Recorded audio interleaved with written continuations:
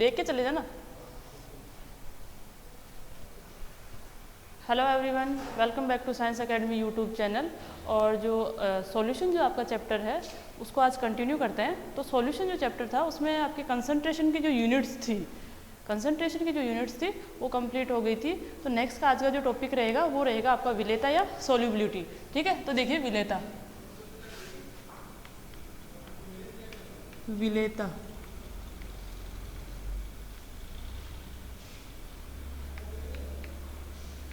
Solubility क्या चीज़ होती है? देखिए विलेयता क्या होती है। विलेयता जैसे आप लोगों ने क्या किया, पानी लिया या पानी लेकर उसमें शुगर ऐड की या फिर उसमें साल्ट ऐड किया। आप उसको जैसे ही घोलते हो तो वो उसमें डिज़ोल्व होने लग जाता है, फिर आप इसमें और डालते हो फिर वो डिज़ोल्व होने लग जाता है। ठीक है, तो एक लिमिट आती है, उसके बाद में वो डिज़ोल्व होना बंद हो जाता है। तो एक पर्टिकुलर अमाउंट में कितना सोल्यूट डिज़ोल्व हो सकता है, मतलब पर्टिकुलर आपने जो सॉल्वेंट लिया है, विलायक लिया है, उसमें कितना विलय आप डिज़ोल्व कर सकते हो, वो ही क्या कहलाती है, मतलब उसकी जो मैक्सिमम जो लिमिट है वही एक तरीके से क्या कहलाएगी आपकी विलेयता। लेकिन एक चीज़ आपको पता है कि अगर आप उसका टेम्परेचर, उस सॉल्यूशन का टेम्परेचर इंक्रीज कर दोगे तो उस कंडीशन में आप और सॉल्यूट डाल सकते हो, फिर वो उसमें डिज़ोल्व हो जाएगा या विलय हो जाएगा। तो कहने का मतलब एक पर्टिकुलर टेम्परेचर पर, एक निश्चित ताप पर विलायक की एक निश्चित मात्रा में घुले हुए विलय की अधिकतम मात्रा क्या कहलाती है आपकी विलेयता। ठीक है, कहने का मतलब ये है कि आप किसी भी विलायक में अधिकतम कितना विलय घोल सकते हो एक पर्टिकुलर टेम्परेचर पे, वही उसकी विलेयता कहलाएगी। टेम्परेचर इंक्रीज करते ही विलेयता चेंज हो जाती है। तो अपने को किस पे देखना है, एक निश्चित ताप पर। ठीक है, तो कहने का मतलब अगर आप इसको डिफाइन करना चाहो तो ये बोल सकते हो कि एक निश्चित ताप पर विलायक की एक निश्चित मात्रा में घुले हुए विलय की अधिकतम मात्रा क्या कहलाती है, आपकी विलेयता कहलाती है। और विलेयता जो आपकी जो विलेयता है वो किन किन कारकों पर आपका डिपेंड करती है, उसके लिए आप देख सकते हो कि विलय और विलायक की प्रकृति क्या है, टेम्परेचर क्या है, प्रेशर क्या है। तो कहने का मतलब जो विलेयता होती है वो विलय और विलायक की प्रकृति, ताप और दाब पर निर्भर करती है। ठीक है, तो देखिए अब अपने को क्या करना है, यहाँ पे विलेयता को देखना है। एक तो जो आपका द्रव है उसमें ठोसों की विलेयता कैसी होती है या वो किन किन कारकों पर डिपेंड करती है वो देखनी है। एक जो आपकी गैसें हैं वो द्रवों में किस प्रकार से घुलती है या उनकी जो विलेयता होती है वो एक्चुअल में कौन कौन से कारकों के द्वारा प्रभावित होती है, अपने को वो देखना है। तो सबसे पहला आती है, जो पहला चीज़ है यहाँ पे, सबसे पहला पॉइंट है वो है आपका ठोसों की द्रव में विलेयता। तो फर्स्ट पॉइंट कौन सा आ जाएगा, ठोसों की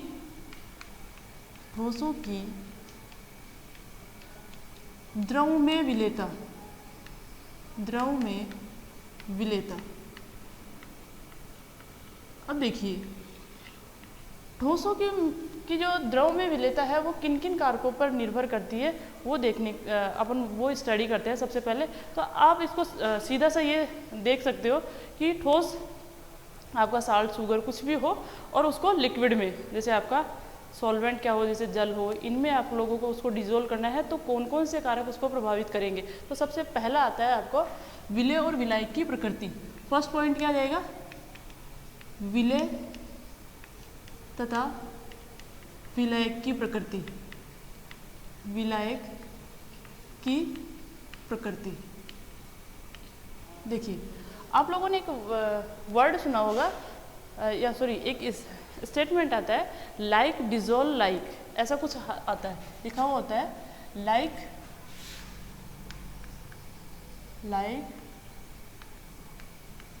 डिजोल्व लाइक। इसका क्या मतलब है, इसका मतलब होता है कि समान समान को घोलता है।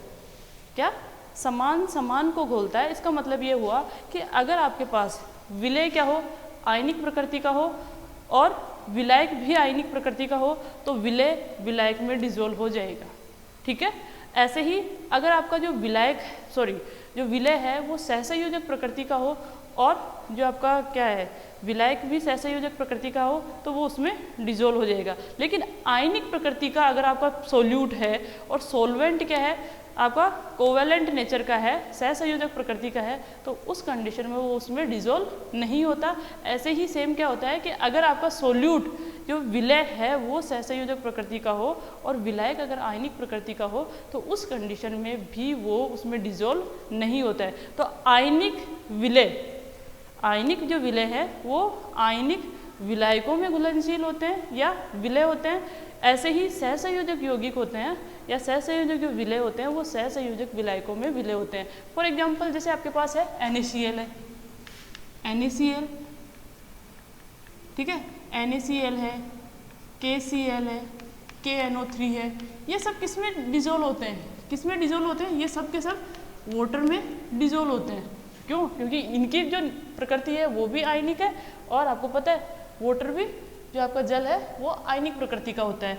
ऐसे ही देखिए जैसे आपके पास है आयोडीन है, S8 है, ये किस में आपके सोल्यूबल होंगे, CCl4 में हो सकते हैं, CS2 कार्बन डाइसल्फाइड या बेंजीन, इनमें क्या होते हैं, ये सोल्यूबल होते हैं। ये आयनिक विलय, वो आयनिक विलय है, आयनिक जो आपका सॉल्वेंट है उसमें डिजोल्व होता है। ऐसे ही जो आपके सहसंयोजक जो विलय होते हैं वो सहसंयोजक विलायकों में विलय होते हैं। तो कहने का मतलब लाइक डिजोल्व, लाइक का मतलब होता है समान समान को घोलता है। अगर विलय और विलायक की प्रकृति समान होगी, दोनों आयनिक प्रकृति के होंगे या फिर दोनों ही सहसंयोजक प्रकृति के होंगे, तो उस कंडीशन में क्या होगा, आपका वो एक दूसरे मतलब जो सोल्यूट होता है, विलय होता है, वो सोलवेंट में डिजोल्व हो जाता है, अदरवाइज वो डिजोल्व वहाँ पे नहीं होगा।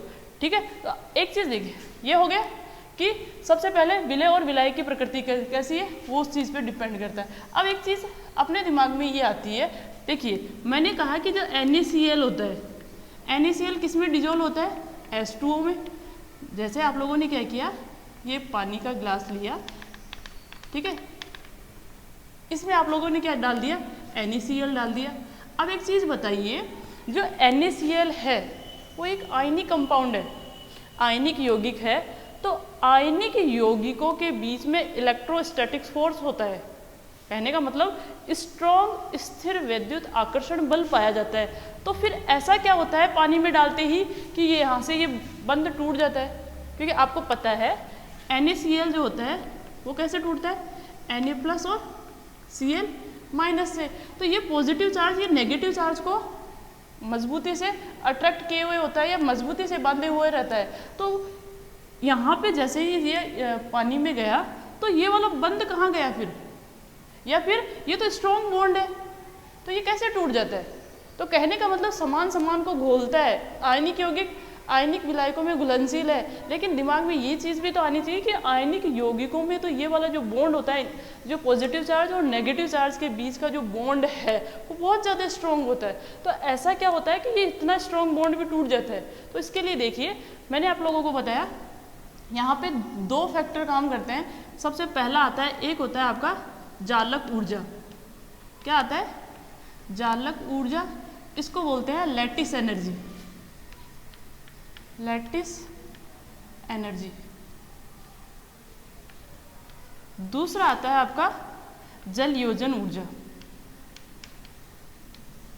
जलयोजन ऊर्जा, ये होता है आपका हाइड्रेशन एनर्जी, हाइड्रेशन एनर्जी। अब देखिए इनका मतलब क्या है। सबसे पहले इधर देखिए, जैसे ही NaCl को आपने क्या किया, NaCl है, NaCl अपने आयनों में टूट गया, और चूँकि यहाँ पे ये जो दोनों आयन है अपोजिटली चार्ज आयन है, इसका मतलब क्या होगा, इनके बीच में अट्रैक्शन होगा। तो इस बॉन्ड को तोड़ने के लिए कोई ना कोई एनर्जी देनी पड़ेगी। अरे जो स्ट्रॉन्ग बॉन्ड है अगर आप उसको तोड़ रहे हो, क्योंकि वो अपने आप तो टूटेगा नहीं, तो अगर उसको तोड़ रहे हो तो आपको एनर्जी प्रोवाइड करवानी पड़ेगी। तो यहाँ पे क्या होगा कि अगर आप इसको तोड़ रहे हो तो कौन जो एनर्जी देनी पड़ती है उसको बोलते हैं लैटिस एनर्जी, लैटिस एनर्जी। ये लैटिस एनर्जी इनको क्या कर रही है, आयनों में ब्रेक कर रही है। अब आप लोग क्या कर रहे हो, यहाँ पे H2O मतलब जल के साथ घोल रहे हो, तो ये किस में कन्वर्ट हो जाएगा, Na+ एक्वस, इसका मतलब Na जो प्लस है उसके चारों तरफ वाटर के मॉलिक्यूल्स आ गए, और ऐसे ही क्या होगा Cl माइनस है उसके चारों तरफ एक्वस मतलब जल के अणु आ गए। ठीक है, होता क्या है NaCl Na प्लस और Cl माइनस में टूटेगा। ठीक है, उसके बाद में Na प्लस जो चार्ज है उसके चारों तरफ वाटर मॉलिक्यूल्स आ जाएंगे, वैसे ही जो Cl माइनस है उसके चारों तरफ वाटर मॉलिक्यूल्स आ जाएंगे। अब देखिए दो प्रकार की एनर्जी यहाँ काम करेगी, एक आपकी जालक ऊर्जा, एक होती है जलयोजन ऊर्जा। जालक ऊर्जा का मतलब क्या होता है, एक मोल आयनिक ठोस को, जालक ऊर्जा का मतलब होता है एक मोल आयनिक ठोस को उसके आयनों में तोड़ने के लिए आवश्यक ऊर्जा क्या कहलाती है, जालक ऊर्जा कहलाती है। ठीक है, तो यहाँ पे अपने को जो भी एनर्जी देनी पड़ेगी उसको बोलेंगे लैटिस एनर्जी, जालक ऊर्जा। अब उसके बाद में क्या होगा कि जैसे ही ये आयन अलग हो गए, अब इन आयनों के चारों तरफ H2O मॉलिक्यूल आके जैसे जुड़ेंगे तो यहाँ पे बॉन्ड का फॉर्मेशन हो रहा है तो एनर्जी बाहर निकलेगी। तो ये जो इस H2O के कारण, क्योंकि जल के जो अणु है वो आयनों के चारों तरफ आके जुड़ रहे हैं, तो इसके कारण जो एनर्जी बाहर निकलेगी उसको बोलेंगे यहाँ पे, इसको बोलेंगे हाइड्रेशन एनर्जी, हाइड्रेशन एनर्जी, जल योजन ऊर्जा। ठीक है, तो सपोज यहाँ पे फिक्स नहीं है, मान लीजिए आप लोगों ने 50 जूल एनर्जी यहाँ पे इसको तोड़ने के लिए दी, तो ये अपने आयनों में टूट गया। यहाँ से जैसे ही, और एक चीज़ हमेशा ध्यान रखना, अगर बॉन्ड ब्रेक होता है तो उसको मतलब ब्रेक करने के लिए एनर्जी देनी पड़ती है। क्या करना पड़ेगा यहाँ पे, अगर कोई भी बॉन्ड ब्रेक हो रहा है तो एनर्जी देनी पड़ेगी। अगर आप लोगों के पास यहाँ पे कोई बॉन्ड का फॉर्मेशन हो रहा है तो उस टाइम एनर्जी बाहर निकलती है। ठीक है, हमेशा केमिस्ट्री में एक चीज़ ध्यान रखना कि जब भी बॉन्ड का फॉर्मेशन होता है तो एनर्जी बाहर निकलती है। किसी बॉन्ड को तोड़ना है तो एनर्जी प्रोवाइड करवानी पड़ेगी। कोई बॉन्ड है तो उसको एनर्जी दो ताकि वो ब्रेक हो जाए। ठीक है, अगर कोई बॉन्ड अब बन रहा है वहाँ पे, तो जो बॉन्ड बनता है उसके कारण हमेशा एनर्जी बाहर निकलती है सिस्टम से। ठीक है, तो देखिए अगर आप लोगों ने 50 जूल एनर्जी दी, ठीक है, तो वो क्या हो गई उसकी लैटिस एनर्जी। सपोज यहाँ पे ये आपका 60 जूल हाइड्रेशन एनर्जी के रूप में बाहर निकल गया। तो एक चीज़ समझिए, यहाँ पे क्या होता है कि अगर आप लोगों ने 50 जूल दी है और 60 जूल बाहर निकल गई, इसका मतलब प्रॉफिट कितने का हुआ, एक तरीके, अरे आप लोगों ने 50 रुपये इन्वेस्ट किए और आप लोगों को प्रॉफिट हुआ 60 का, तो नेट प्रॉफिट 60 का प्रॉफिट थोड़ी है, नेट जो प्रॉफिट निकालोगे वो तो 10 जूल का हो गया। ठीक है, तो 50 जूल वो ले रहा है और 60 जूल बाहर निकल रहा है। इसका मतलब जो भी सिस्टम हो रहा है वहाँ पे क्या हो रही है, एनर्जी बाहर निकल रही है। और जब भी कोई चीज़ प्रॉफिट में आती है तो वो चीज़ नेचर में अपने आप होती है।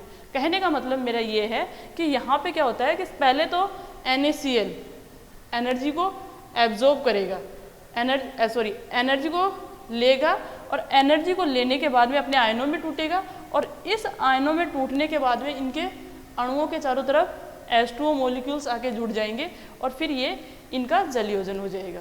ठीक है, तो यहाँ से इसको इसमें कन्वर्ट करने के लिए जो एनर्जी की ज़रूरत पड़ती है उसको क्या बोलते हैं, जालक ऊर्जा। और यहाँ पे जो आयन बन गए उसके चारों तरफ जो जल के अणु आकर जुड़ते हैं उसके दौरान जो एनर्जी बाहर निकलती है उसको बोलते हैं आप हाइड्रेशन एनर्जी या जलयोजन ऊर्जा। ठीक है, तो कहने का मतलब जब भी कोई आयनिक यौगिक आयनिक विलायक में घुलता है या विलय होता है तो वहाँ पे दो प्रकार की ऊर्जाएं काम करती है, एक आपकी जालक ऊर्जा, दूसरी जलयोजन ऊर्जा। जालक ऊर्जा का मतलब ये होता है कि एक मोल आयनिक ठोस को उसके आयनों में तोड़ने के लिए आवश्यक ऊर्जा क्या कहलाती है, जालक ऊर्जा। जलयोजन ऊर्जा का मतलब होता है, जलयोजन ऊर्जा का मतलब हो गया एक मोल आयनों को जलयोजित होने के दौरान या जलयोजित होने पर जो ऊर्जा बाहर निकलती है वो क्या कहलाती है, आपकी जलयोजन ऊर्जा। अगर किसी भी सिस्टम के लिए लैटिस एनर्जी का मान जितना कम और हाइड्रेशन एनर्जी का मान जितना ज़्यादा होगा वो उतना ही फास्ट उसमें घुलनशील होगा या उसकी विलेयता उसमें उतनी ही ज़्यादा होगी। ठीक है, कई बार ऐसे होता है कि अगर ये 60 जूल हो सकता है आयनिक यौगिक हो, लेकिन ये 60 जूल हो और यहाँ से 20 जूल ही बाहर निकल रही हो, तब उस कंडीशन में वो आयनिक यौगिक होते हुए भी उस विलायक में घुलनशील या विलय नहीं होगा।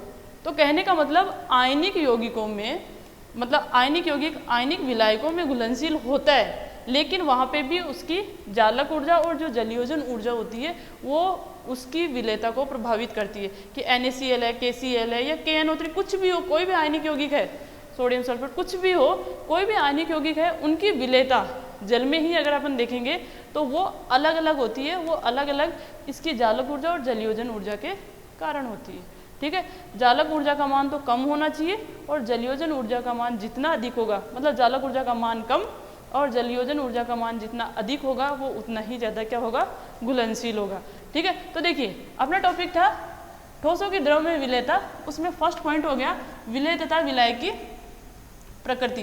ठीक है, तो इसको अगर समराइज किया जाए तो कहने का मतलब ये होगा कि आयनिक यौगिक, आयनिक विलेय जो होते हैं वो आयनिक यौगिकों में घुलनशील होते हैं, सहसंयोजक यौगिक होते हैं वो सहसंयोजक विलायकों में घुलनशील होते हैं, और आयनिक यौगिकों की आयनिक विलायकों में जो विलेयता होती है उसको दो कारक प्रभावित करते हैं, एक होता है जालक ऊर्जा और दूसरी होती है आपकी जलयोजन ऊर्जा। जालक ऊर्जा का मतलब होता है एक मोल आयनिक ठोस को उसके आयनों में तोड़ने के लिए या आयनों में विभाजित करने के लिए आवश्यक ऊर्जा जालक ऊर्जा कहलाती है, और जलयोजन ऊर्जा का मतलब होता है एक मोल आयनों को जलयोजित होने के दौरान या जलयोजित होने के पश्चात जो भी एनर्जी सिस्टम से बाहर निकलती है या जो एनर्जी बाहर निकलती है वही क्या कहलाती है, आपकी जलयोजन ऊर्जा। जालक एनर्जी को लैटिस एनर्जी का मान जितना कम होगा और जलयोजन ऊर्जा का मान जितना अधिक होता है वो आयनिक यौगिक उसमें उतना ही ज़्यादा या फिर आयनिक विलायक में उतना ही ज़्यादा क्या होता है, विलय होता है या उसकी विलेयता उतनी ही ज़्यादा होती है। ठीक है, तो उसके बाद में देखिए जैसे आपके पास यहाँ पे फर्स्ट पॉइंट हो गया, सेकंड पॉइंट ये जो ठोसों के द्रव में विलेयता है उसमें प्रकृति के बाद में आता है नेक्स्ट टॉपिक आता है टेम्परेचर। नेक्स्ट सेकंड टॉपिक क्या आएगा, फैक्टर क्या आएगा आपका, टेम्परेचर। अब देखिए जैसे आप लोगों को जनरली क्या बताया जाता है कि अगर आप पानी है उसमें आपने शुगर ऐड कर दी, घोले जाओ, घुल जाएगी, फिर और ऐड करो, फिर वो घुलती जाएगी। अगर एक लिमिट के बाद में वो घुलना बंद हो जाती है, अगर आप उसको हीट करोगे तो इसका मतलब वो और घुल सकती है। इसका मतलब क्या हुआ कि टेम्परेचर बढ़ाने पर विलेयता बढ़ रही है, टेम्परेचर बढ़ाने पर विलेयता बढ़ रही है, लेकिन ये हर रिएक्शन के लिए लागू नहीं होता। यहाँ पे अपन पढ़ेंगे ली चैटलियर प्रिंसिपल, लासा तेलिए का नियम। लासा तेलिए का नियम जो रासायनिक साम्य है उसमें आप लोगों ने एक नियम पढ़ा था, ली चैटलियर प्रिंसिपल, लासा तेलिए का नियम। अब वो जो लासा तेलिए का नियम क्या कहता है, अगर आप किसी भी रासायनिक अभिक्रिया की साम्य अवस्था में रिएक्टेंट या प्रोडक्ट साइड में अगर किसी की भी कंसंट्रेशन में चेंज करते हो तो साम्य उस दिशा में विस्थापित होता है जिस दिशा में किया गया परिवर्तन न्यूनतम हो सके या फिर जीरो हो सके या शून्य हो सके, वही क्या कहलाता है आपका लासा तेलिए का नियम। अब एक चीज़ देखिए, अगर मैं यहाँ पे ये बोल रही हूँ कि आपका ठोस है उसको आपने किस में ऐड किया है, विलायक में ऐड किया है, और किसका फॉर्मेशन हो रहा है, विलियन का निर्माण हो रहा है। ये आपके पास कोई भी सॉलिड है उसको सॉल्वेंट में डिजोल्व किया, उस सॉल्वेंट में जब भी डिजोल्व कर रहे हो तो फाइनली आपके पास सॉल्यूशन बन गया। अगर ये रिएक्शन क्या है, आपके पास यहाँ पे एनर्जी बाहर निकल रही है, इस दौरान एनर्जी बाहर निकल रही है। अगर एनर्जी बाहर निकल रही है एक तरीके से, ठीक है, तो एक चीज़ पहले यहाँ से पहले एक चीज़ देखिए कि यहाँ पे क्या होता है कि ये अगर आप इसको देखो तो एक साम्य स्थापित हो जाएगा कि सोल्यूट जो है आपका ठोस है वो विलायक में डिजोल्व हो रहा है, विलायक में डाला और विलियन का फॉर्मेशन हो गया। लेकिन अब यहाँ पे देखिए विलियन में जो सोल्यूट के पार्टिकल्स हैं, जो विलेय के पार्टिकल्स हैं, वो एक टाइम उसमें घुले हुए, फिर कुछ पार्टिकल्स वहाँ से मतलब आपके डिजोल्व, देखिए ऐसे इसको ऐसे समझ सकते हो, जैसे यहाँ पे आप लोगों ने क्या किया, ये पानी है उसमें आप लोगों ने क्या किया, शुगर ऐड कर दी, ठीक है, ऐड कर दी, घुलती रहेगी, एक्स्ट्रा है, जो एक्स्ट्रा अमाउंट होगा वो नीचे बैठ जाएगा, जितनी घुलनी है वो घुल जाएगी और एक्स्ट्रा अमाउंट होगा वो नीचे बैठ जाएगा। अब हमेशा ये नहीं होता है कि ये जो एक्स्ट्रा अमाउंट है वो यहीं पे बैठा रहेगा। इसमें क्या होता है कि यहाँ से कुछ पार्टिकल्स इसमें जाते रहते हैं और यहाँ पे जो पहले से डिजोल्व हैं वो यहाँ पे नीचे पेंदे में आके बैठ सकते हैं, बॉटम में आके बैठ जाएंगे, जो आपके ये डिजोल्व नहीं है वो इसमें चले जाएंगे। तो एक तरीके से ये सामने चलता रहता है, जैसे 10 पार्टिकल इसमें आ गए और 10 पार्टिकल जो सोल्यूबल थे वो वापस आके इसमें बैठ गए। कहने का मतलब यहाँ पे ये होता है कि एक तरीके से साम्य स्थापित हो जाता है सॉल्यूशन में ठोस और विलायक जो आपके कंपोनेंट है उनके बीच में, यहाँ से इसमें जाते रहते हैं और जो सॉल्यूशन में पार्टिकल सोल्यूट के हैं वो वापस आके इसमें पहले में बैठते रहते हैं। तो एक तरीके से साम्य स्थापित हो गया। अगर किसी भी रासायनिक, ये वाली जो पर्टिकुलर साम्य स्थापित हो गया, अगर यहाँ पे मैं एनर्जी की बात करूँ, ये एनर्जी इस साइड में है, इसका मतलब क्या हुआ, प्रोडक्ट साइड में एनर्जी है। जब आप सोल्यूट को सोलवेंट में डाल रहे हो, सॉल्यूशन का फॉर्मेशन हो रहा है और साथ ही साथ में एनर्जी बाहर निकल रही है, तो इसका मतलब प्रोडक्ट साइड में एनर्जी है। अरे तो एनर्जी तो उसमें पहले ही निकल रही है। अगर आप और ज़्यादा टेम्परेचर दोगे तो ये तो अभिक्रिया जो है वो बैकवर्ड डायरेक्शन में आएगी। बैकवर्ड डायरेक्शन में आने का क्या मतलब हुआ, विलेयता कम हो गई। तो कहने का मतलब अगर आपके पास क्या हो, ऊष्माक्षेपी अभिक्रिया, अगर अभिक्रिया कैसी किस प्रकार की है, ऊष्माक्षेपी है, तब उस कंडीशन में अगर आप लोग टेम्परेचर इंक्रीज करोगे तो विलेयता क्या हो जाएगी, कम हो जाएगी। ठीक है। अगर इसके अपोजिट हो, ऊष्माशोषी अभिक्रिया है, ऊष्माशोषी अभिक्रिया, तो ऊष्माशोषी में क्या होता है, जैसे ही आप ठोस को विलायक के साथ ऐड करते हो तो सॉल्यूशन का निर्माण हो गया और वो एनर्जी को ले रहा है, मतलब आपके पास ये जो एनर्जी है वो अब की बार इस साइड में आएगी।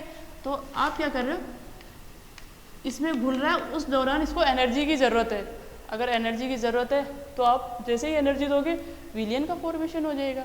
तो अब ये रिएक्टेंट साइड में है, तो अगर आप इस रिएक्टेंट की मात्रा बढ़ाते हो तो रिएक्टेंट की मात्रा बढ़ाते हो तो अभिक्रिया कौन से डायरेक्शन में जाती है, फॉरवर्ड डायरेक्शन में, मतलब अग्र अभिक्रिया का वेग बढ़ जाता है। तो इसका मतलब ऊष्माशोषी अभिक्रियाओं के लिए अगर आप टेम्परेचर या ताप बढ़ाते हो तो विलेयता का मान भी क्या होता है, बढ़ता है।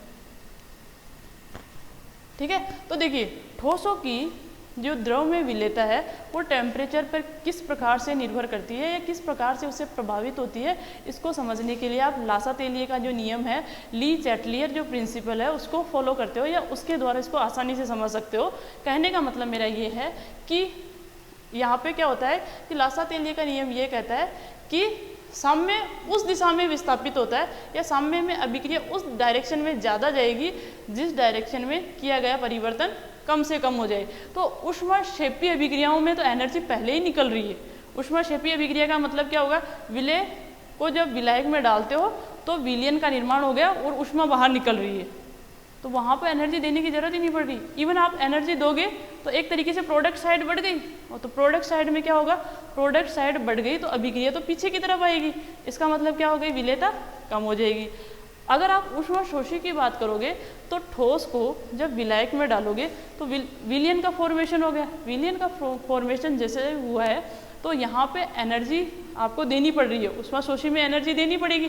तो जैसे ही आप एनर्जी दोगे यहाँ पे अभिक्रिया आगे की तरफ जाएगी, इसका मतलब विलेयता बढ़ जाएगी। या सिंपली आप ऐसे देख सकते हो कि ऊष्माक्षेपी के लिए क्या होता है, टेम्परेचर इंक्रीज करने पर विलेयता कम होती है, और ऊष्माशोषी अभिक्रिया अगर है तो टेम्परेचर जैसे ही इंक्रीज करोगे उसकी सोल्यूबिलिटी भी इंक्रीज हो जाएगी।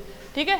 नेक्स्ट आपका फैक्टर आता है, देखिए पहला तो है विलेय और विलायक की प्रकृति हो गया, दूसरा है आपका टेम्परेचर, और तीसरा आता है प्रेशर। ठोसों की जो द्रव में विलेयता होती है उसको प्रेशर बहुत कम प्रभावित करता है, तो आप उसको नगण्य मान सकते हो। यहाँ पे वो कारक अपन डिस्कस नहीं करेंगे। दाब का जो प्रभाव है वो गैसों में स्टडी किया जाता है। तो कहने का मतलब जैसे आपने एक गिलास पानी लिया और उसमें क्या किया, शुगर ऐड कर दी, अब आप उसको दबाते हो तो क्या उसमें वो घुलती है। तो कहने का मतलब ठोसों की जो द्रव में विलेयता है वो दाब से बहुत कम प्रभावित होती है, उसको आप नेग्लेक्ट कर सकते हो, नगण्य मान सकते हो। तो ठोसों की जो द्रव में विलेयता है उसको प्रभावित करने वाले दो कारक हो गए, विलेय तथा विलायक की प्रकृति और दूसरा टेम्परेचर। उसके बाद में देखिए गैसों की द्रव में विलेयता।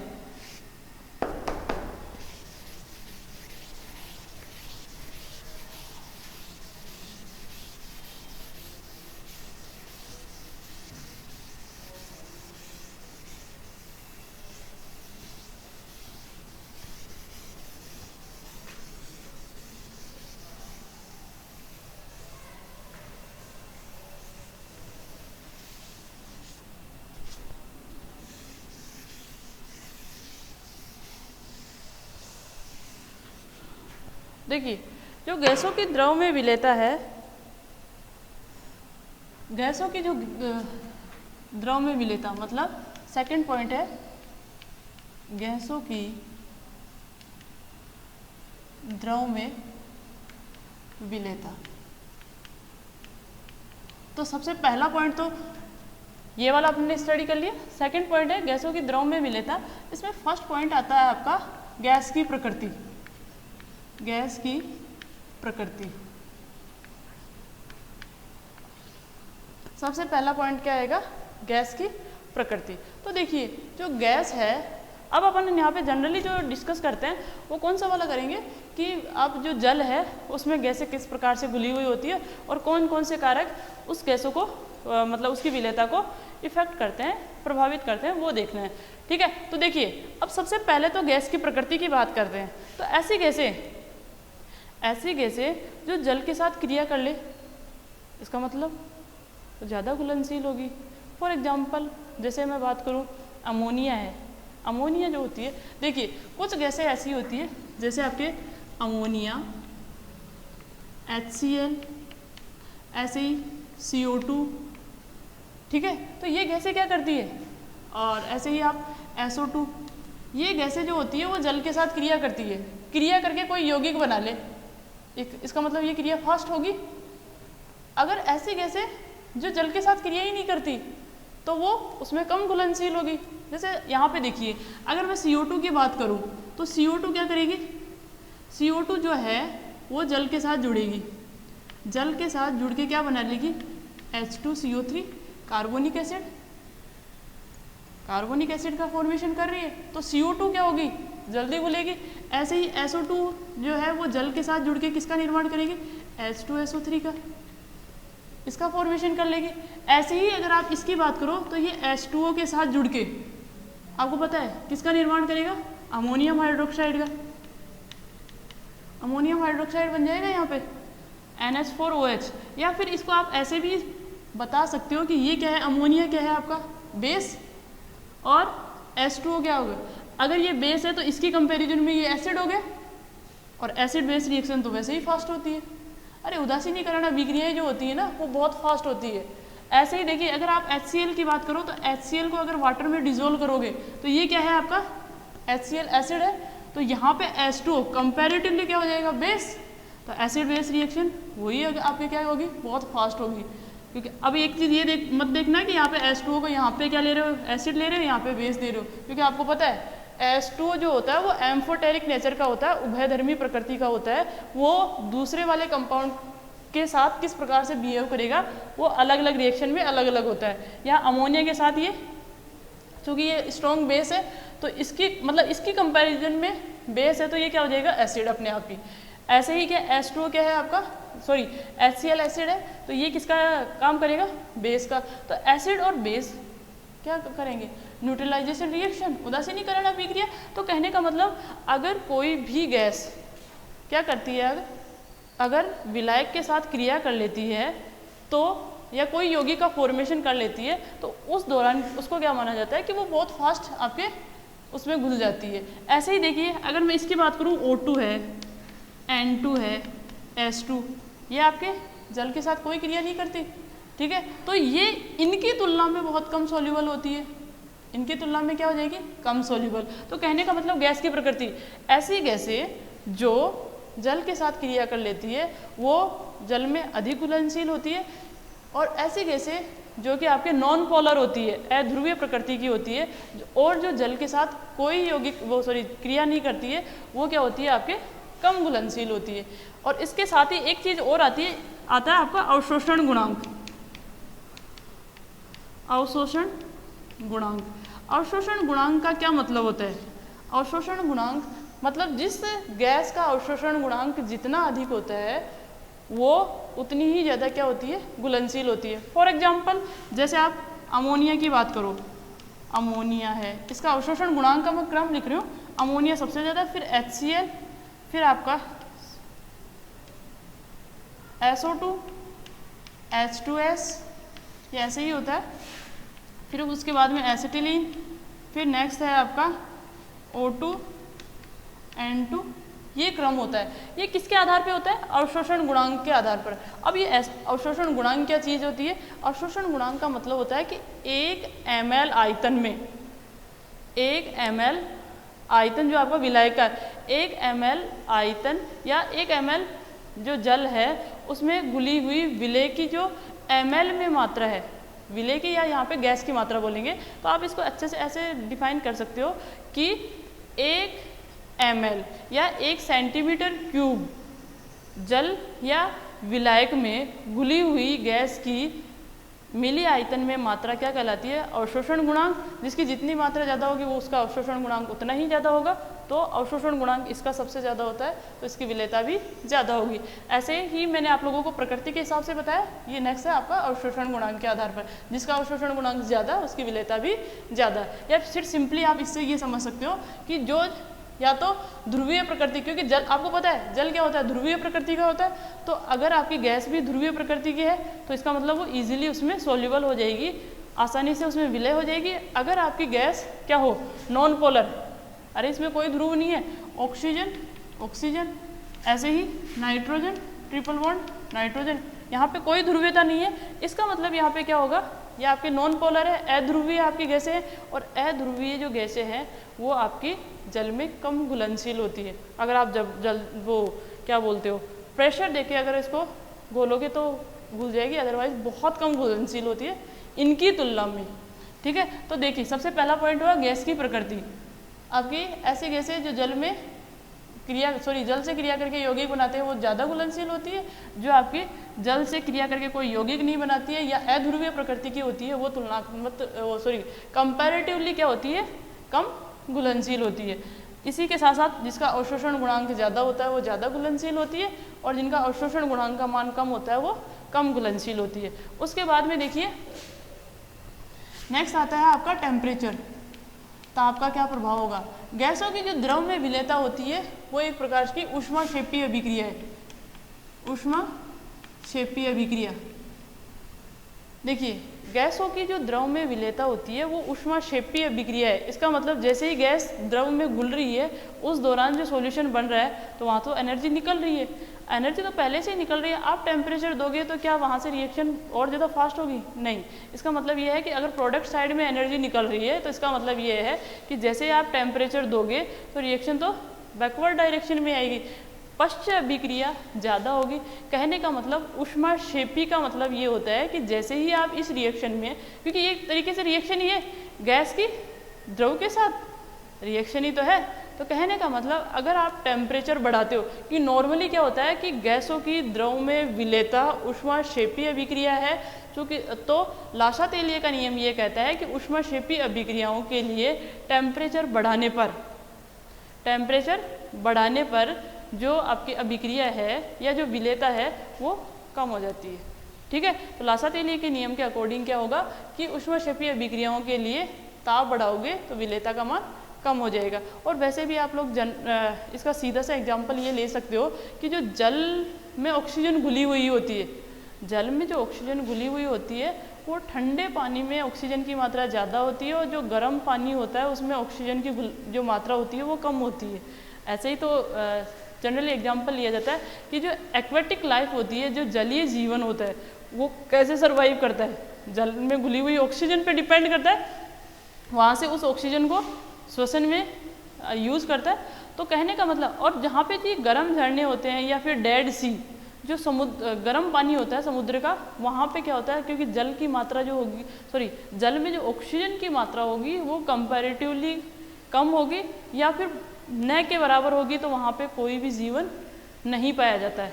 ठीक है, और इसको आप एक तरीके से और समझ सकते हो कि जो ठंडा पानी होता है ना, ठंडा पानी होता है उसमें जो आपकी एक्वेलिटी वो जो जलीय जीवन होता है वो अच्छे से सर्वाइव करता है, या वहाँ पे डाइवर्सिटी देखने को मिलती है कि वहाँ पे बहुत टाइप के जीव होते हैं, लेकिन गर्म पानी में नहीं होते। गर्म पानी में नहीं होने का एक ही रीज़न है कि वहाँ पे ऑक्सीजन प्रेजेंट नहीं होती है या बहुत कम होती है।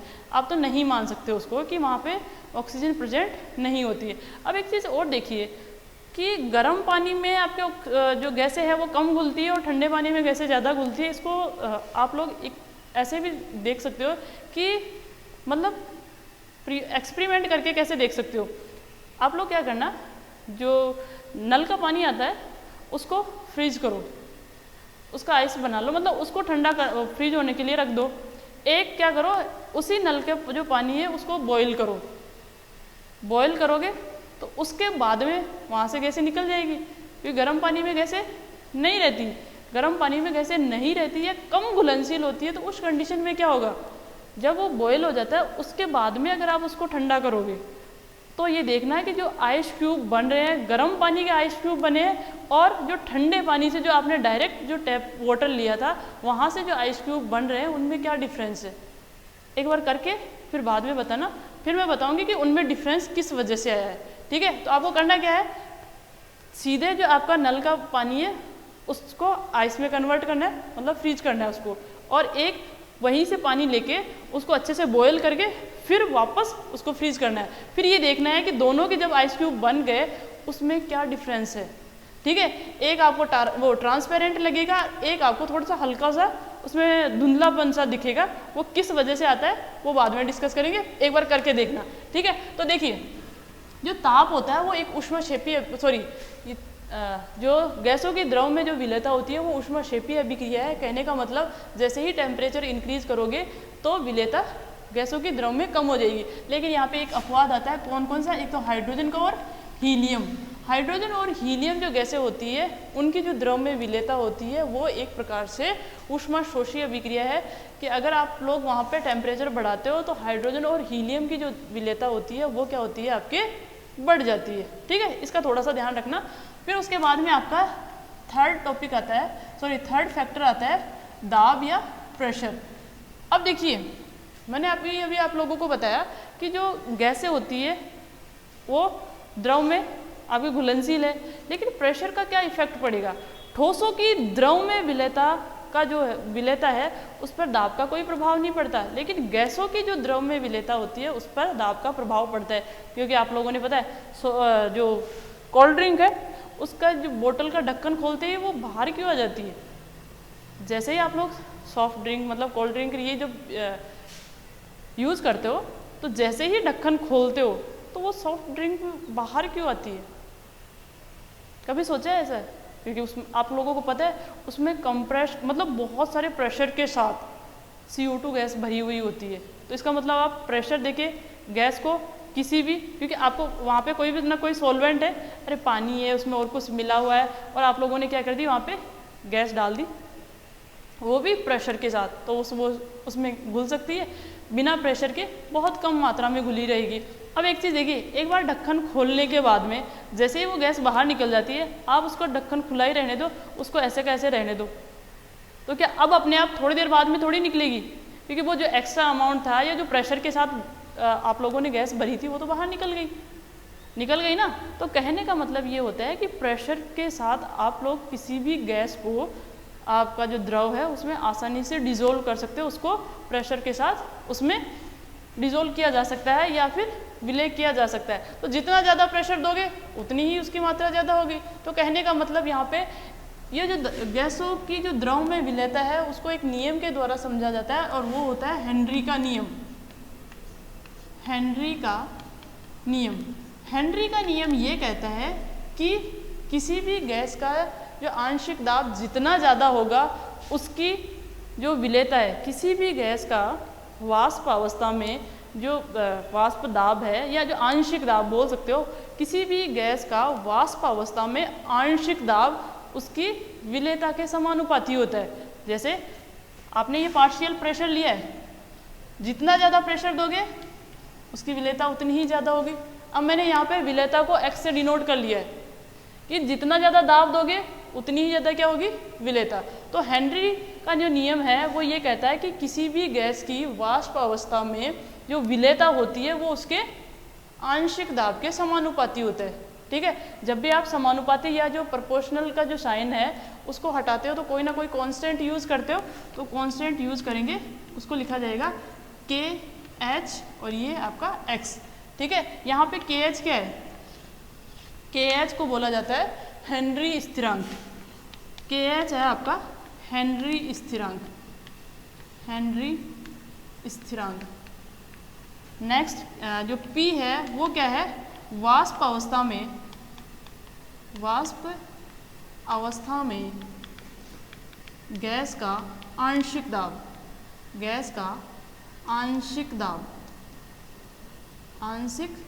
दाब। इसके बाद में नेक्स्ट एक्स क्या है? एक्स है आपकी विलेयता। अब एक चीज़ ध्यान से सुनना भाई, यहाँ पे देखिए हेनरी का नियम ये कहता है कि किसी भी गैस की वाष्प अवस्था में जो विलेयता होती है वो उसके आंशिक दाब के समानुपाती होती है। यहाँ पे ये जो विलेयता है ये आंशिक दाब है, ये गैस का टोटल दाब नहीं है, ये पर्टिकुलर कोई सी गैस कितनी घुली हुई है उस गैस का आंशिक दाब है। जैसे जल में ऑक्सीजन कितनी घुली हुई है, वो ऑक्सीजन का आंशिक दाब कितना होगा वो उस पर डिपेंड करेगी। टोटल जो एनवायरनमेंट में या एयर में जितनी भी आपकी गैसें हैं उसका खुद का पर्टिकुलर आंशिक दाब होता है, सबका मिलाकर प्रेशर नहीं देखा जाता। यहाँ पे ऑक्सीजन कितनी घुली हुई रहेगी वो ऑक्सीजन के आंशिक दाब पर निर्भर करता है, नाइट्रोजन कितनी घुली हुई है वो नाइट्रोजन के आंशिक दाब पर निर्भर करता है। तो यहाँ पे देखिए किसी भी गैस की वाष्प अवस्था में ही रहते हैं गैसें, तो वाष्प अवस्था में उसकी जो विलेयता होती है वो उसके आंशिक दाब के समानुपाती होती है। जितना ज़्यादा दाब डालोगे वो गैस जो है वो उसमें उतनी ही ज़्यादा विलेय होगी। इसको हटाया तो ये हेनरी स्थिरांक, इसको KH को बोल दिया हेनरी स्थिरांक। एक्स है वाष्प अवस्था में गैस का आंशिक दाब और एक्स है विलेयता। यहाँ पे एक चीज़ ध्यान रखना, ये जो विलेयता होती है वो मोस्ट प्रोबेबली आपका मोल भिन्न होती है, लेकिन ये हमेशा मोल भिन्न हो ये ज़रूरी नहीं है, क्योंकि कुछ बुक्स में डायरेक्ट इसको मोल भिन्न लिखा जाता है, लेकिन ये हमेशा मोल भिन्न हो ज़रूरी नहीं है। ये मोस्ट प्रोबेबली आपका क्या होता है कि मोल भिन्न होती है, लेकिन ये कई बार मोलरता, नॉर्मलता या और कोई भी आपकी कंसंट्रेशन की यूनिट भी हो सकती है। अब आपको कैसे पता चलेगा कि यहाँ पे ये जो विलेयता दे रखी है वो कौन सी सांद्रता की इकाई में दे रखी है, इसको क्वेश्चन में क्या दे रखा है उसके हिसाब से करना होता है। मैंने आप लोगों को बताया कि जनरली ये क्या होती है, मोल भिन्न होती है। अब एक चीज़ देखिए, अब अपने को ऐसे पता चल जाता है कि आपका यहाँ पे ये क्या दे रखा है। एक चीज़ बताइए, अगर ये मोल भिन्न है, सुनना है, अगर ये मोल भिन्न है तो आपको पता है मोल भिन्न की कोई इकाई नहीं होती। अरे मोल भिन्न की कोई इकाई नहीं होती ना, मोल भिन्न की कोई इकाई नहीं है तो इसका मतलब KH की इकाई क्या होगी, हेनरी स्थिरांक है, इसकी इकाई प्रेशर के बराबर होगी। जो भी प्रेशर की इकाई है वही हेनरी स्थिरांक की इकाई हो जाएगी। जैसे आपको प्रेशर एटमॉस्फेयर में दे रखा है, KH भी अगर एटमॉस्फेयर में दे रखा है इसका मतलब X की कोई इकाई नहीं है। और कौन सी आपकी कंसंट्रेशन की ऐसी यूनिट है जिसकी इकाई नहीं होती, कौन सी होती है आपकी, मोल भिन्न। तो यहाँ पे मैं ऐसे आप लोगों को बता देती हूँ कि ये मोस्ट प्रोबेबली यहाँ पे मोल भिन्न होती है, लेकिन 100% आपके मोल भिन्न हो ये भी ज़रूरी नहीं है।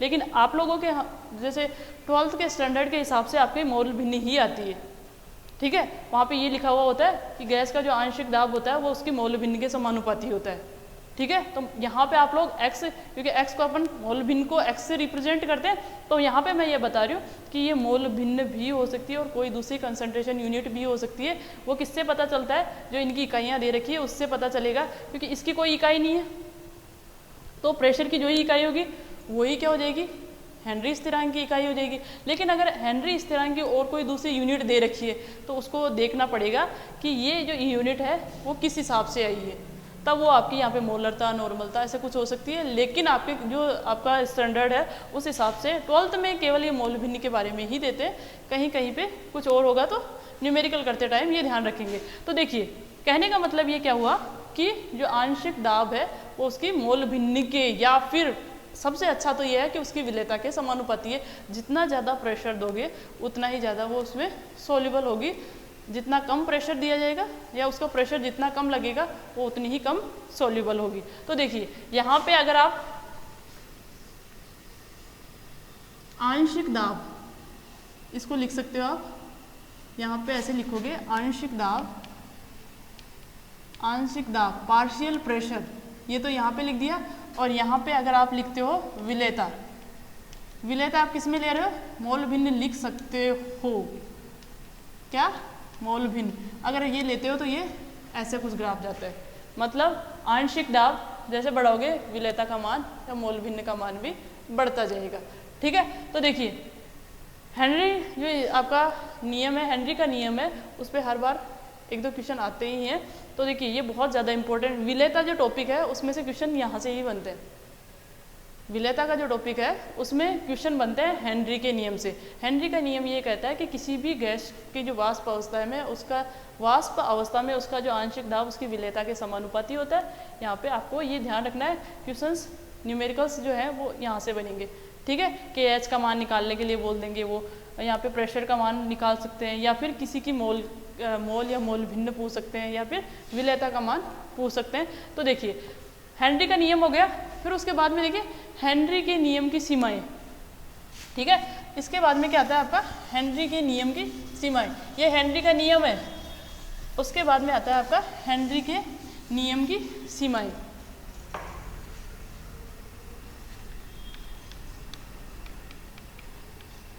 Limitations of Henry's law. तो सबसे पहला तो जो टेम्परेचर है, ताप, वो बहुत कम नहीं होना चाहिए। क्या नहीं होना चाहिए? सबसे पहले तो टेम्परेचर के बाद आप सीधे सीधे लिख सकते हो कि पहला पॉइंट क्या आएगा कि ताप बहुत कम नहीं होना चाहिए, नहीं तो ये नियम फॉलो नहीं होता है। सेकंड है दाब, दाब बहुत ज़्यादा भी नहीं होना चाहिए। बहुत ज़्यादा होने के बाद में एक लिमिट होती है, वो उसमें जितना होगी उतना घुलेगी, उसके बाद में आप कितना ही दाब डालते रहो, उसके बाद में उस पर कोई इफेक्ट नहीं पड़ेगा। अरे सेम ये से ही होता है, जैसे आप लोगों को किसी भी चीज़ के लिए एक बार टोका जाए, 2 बार टोका जाए, उसका थोड़ा बहुत इफेक्ट रहेगा। अगर दिन में 5 बार या 10 बार उसी चीज़ के लिए बोला जाएगा तो आपको ऐसे लगेगा ये तो ऐसे ही बोलते हैं।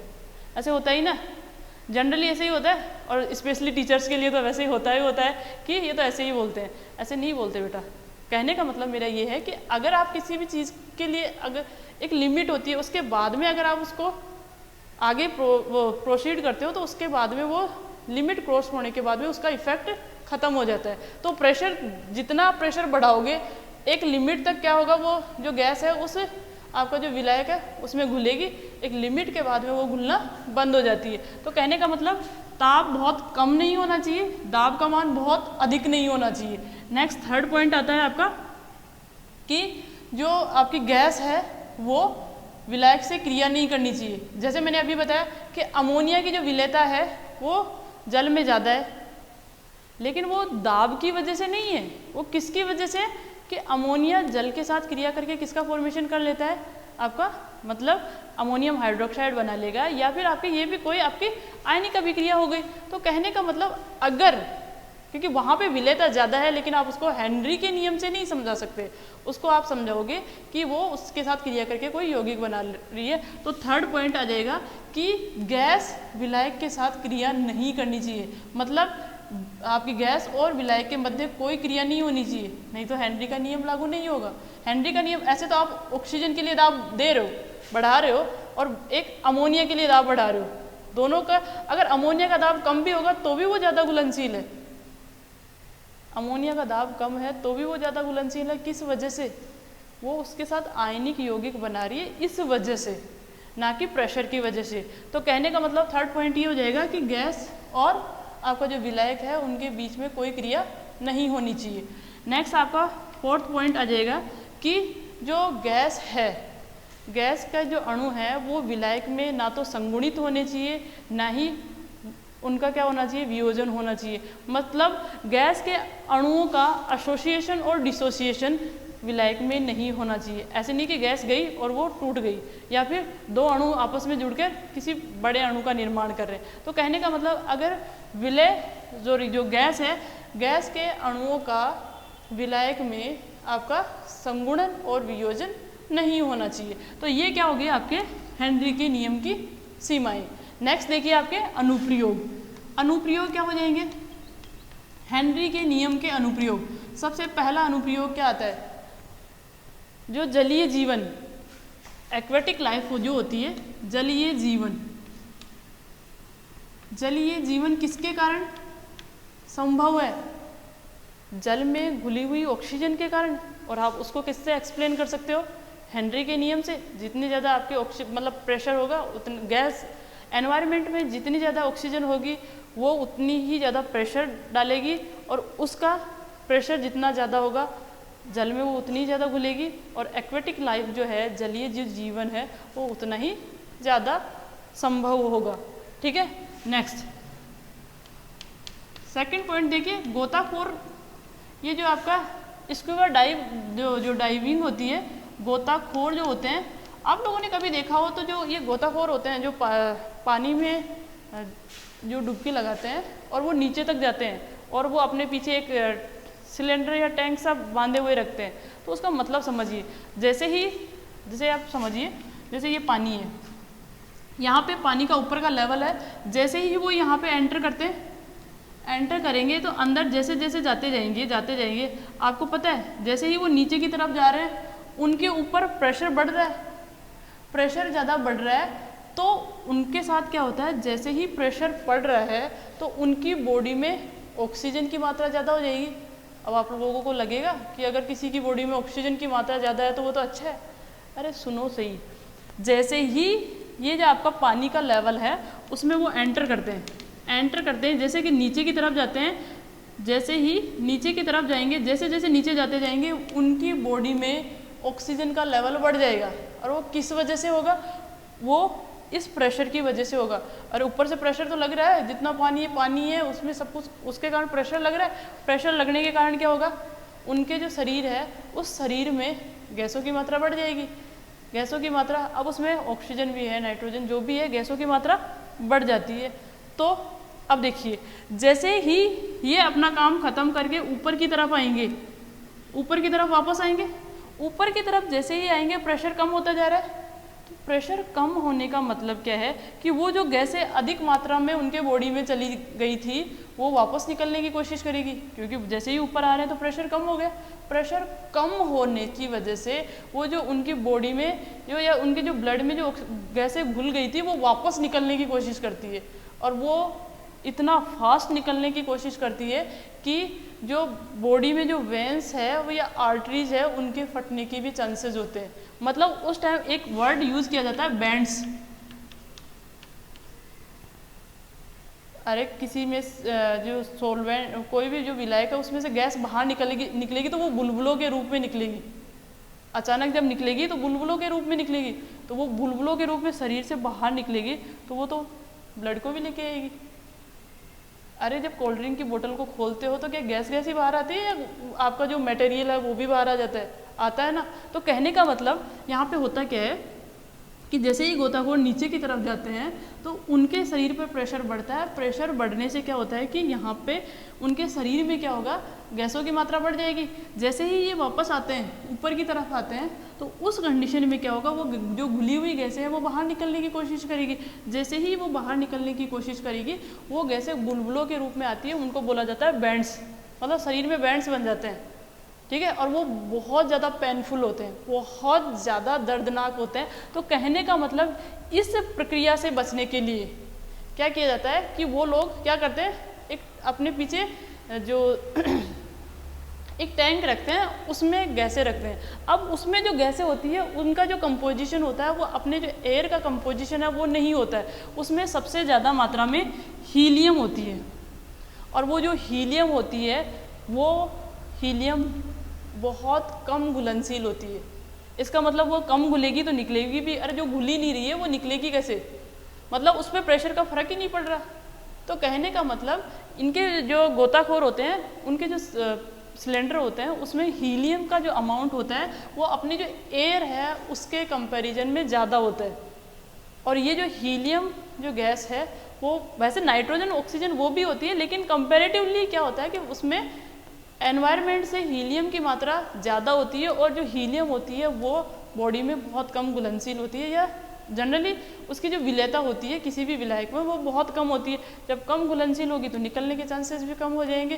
तो वो ये जो सिचुएशन होती है बैंड्स वाली, उससे बचते हैं, ठीक है। नेक्स्ट आपका थर्ड पॉइंट है, एक होता है वर्ड आता है अनोक्सिया।